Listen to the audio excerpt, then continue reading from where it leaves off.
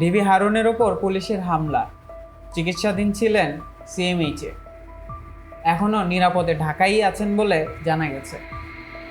ডিএমপির একটি সূত্রের বরাত দিয়ে এই সকল তথ্য জানিয়েছে ইত্তেফাক।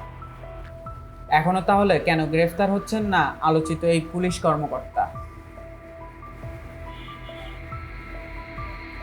ইত্তেফাকের ওই প্রতিবেদনে বলা হয়, হারুন আর রশিদ শেখ হাসিনার পতনের পর গণপিটুনি খেয়ে সিএমএইচে চিকিৎসাধীন অবস্থায় ছিলেন।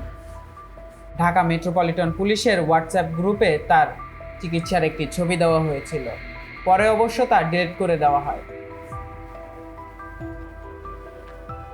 ইত্তেফাক প্রতিবেদনে জানায়, শেখ হাসিনার পতনের পরের দিন অর্থাৎ 6 আগস্টেও হারুন হোয়াটসঅ্যাপে সাংবাদিকদের সাথে কথা বলেছেন। এমনকি ওই দিন তিনি অফিসও করেছেন বলে দাবি করেছেন হারুন। এরপর থেকেই আর কোনো খোঁজ পাওয়া যায় না হারুনের। পত্রিকাটি অন্য একাধিক সূত্রের বরাত দিয়ে জানিয়েছে, 8 থেকে 10 আগস্টের মধ্যে হারুনের ওপর হামলা হয়।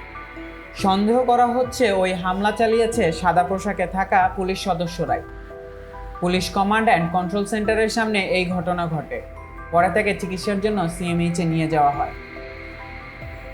সূত্র আরও জানায়, হারুন ঠিক কোথায় আছেন তা না জানলেও এখনও ঢাকাতেই আছেন সে বিষয়ে তিনি নিশ্চিত। হারুনের বিরুদ্ধে দেশের বিভিন্ন থানায় এখন পর্যন্ত 38টির বেশি মামলা দায়ের করা হয়েছে। তাহলে কেন এখনও গ্রেফতার করা হচ্ছে না হারুনকে, সেই প্রশ্ন থেকেই যায়।